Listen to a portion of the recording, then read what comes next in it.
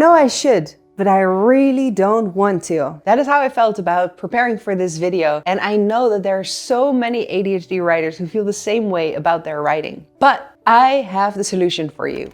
I am an ADHD writing coach and I've helped hundreds of ADHD writers achieve their writing goals. And today I'm going to give you my top 5 hacks for writing when you're really not in the mood. So the first hack, the first way that you can start writing when you really don't want to, is to ease in. Now I know that usually when you sit down to start writing, you expect yourself to just fall into the flow and to just start writing straight away. But honestly, that is a little bit unrealistic and you might be setting yourself up for failure. So to make your expectations a little bit more realistic, I suggest that you ease into the writing session. The first step is to accept that you need to ease in and that you're not going to be writing straight away. Because with that expectation, you are going to feel frustrated. And if you already don't want to write, then that frustration is not going to help you become more motivated to actually do the writing. So first accept that you're not going to just fall into the flow. Accept that you're going to have to ease in. But then the next question is, what is it that you're going to do to ease into this writing session? It doesn't really matter what you do as long as it helps you prepare and get in the right mindset. So you might want to read a little bit before you start writing to get inspired and to connect with the right tone of voice. You might want to journal a little bit about writing. You could even journal about why you don't want to be writing right now. You could do a mind map of the text that you're going to be writing so that you can connect to the actual content of the work that you'll be doing. And after you've done that, it's going to be a lot easier to actually get into that writing flow. You do need to make sure though that you set a timer for yourself, because otherwise this transition activity is going to turn into a form of procrastination. So the second hack is to start small. Instead of sitting down with the purpose of finishing your entire book or an entire chapter or an entire article, set yourself a smaller goal. For example, you can tell yourself to write for only 10 minutes, or to write a paragraph, or even to write one sentence that you don't hate. If you set goals for yourself that are that small, you'll be anticipating actually achieving this goal, and you'll be a lot more motivated to actually start writing. Because the big goals, finishing your book, finishing your chapter, is going to be overwhelming, and overwhelm is a recipe for procrastination. Now, when you have set these small goals for yourself, you've actually already taken the first step towards hack 3, and that is celebrating small wins. So every time you achieve a goal like writing for 10 minutes or writing one sentence that you don't hate, I kind of know what it is that your brain does.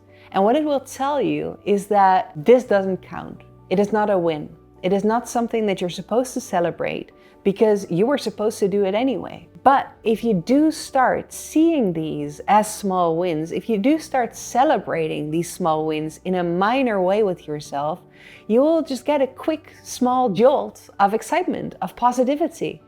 And that positivity is going to make you more motivated to keep going because you want to feel that way again. So celebrating can be a great way of actually motivating yourself to keep going.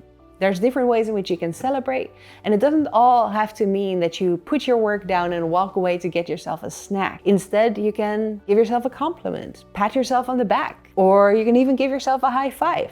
Speaking of motivation, that is what the 4th hack is all about. There's a psychologist called William Dodson, and he says that people with ADHD are motivated in a very different way than neurotypical people. So whereas neurotypical people are motivated by importance, that is not true for us ADHDers. It doesn't matter how important it is, we are not going to be motivated to work on it unless there are 4 other things in place. So ADHDers are motivated by 4 different things. 1, we are motivated by interest or passion, novelty, challenge or gamification, and urgency and pressure. You can actually use that to start motivating yourself when you really don't want to do your writing project. Interest and passion are not things that you can simulate, but the other 3 are definitely tools that you can use to actually get yourself motivated. For example, you can use novelty to motivate yourself by choosing a different location to write in,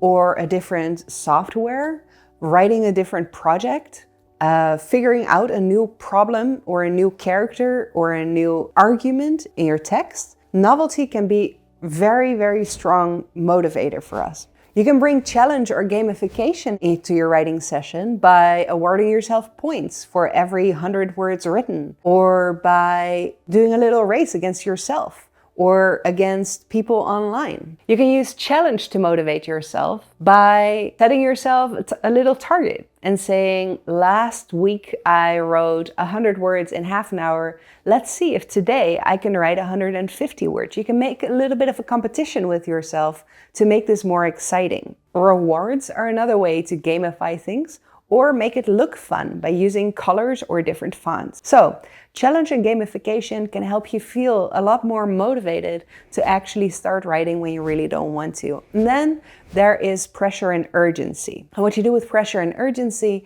is you set tiny deadlines for yourself that you can actually communicate to other people so that you are accountable. And that way, you feel a little bit of urgency, a little bit of pressure, which will help you start writing when you really don't want to. Now, if you want to learn more about using INCU to motivate yourself, make sure to check out this video where I talk about that for 10 whole minutes. And that leaves us with one more hack to get yourself to write when you really don't want to.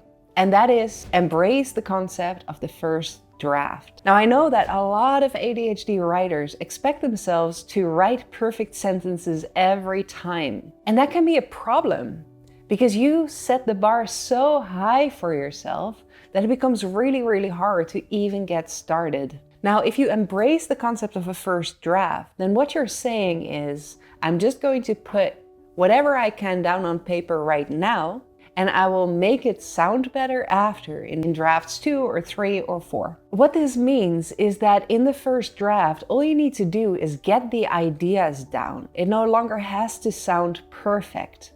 So embracing the concept of a first draft can help you let go of that perfectionism. Now, it's important to remember that the only purpose of a first draft is just to exist, because you cannot edit a blank page. So those are 5 hacks that you can use to get writing when you really, really don't want to. Which one was your favorite? Let me know in the comments.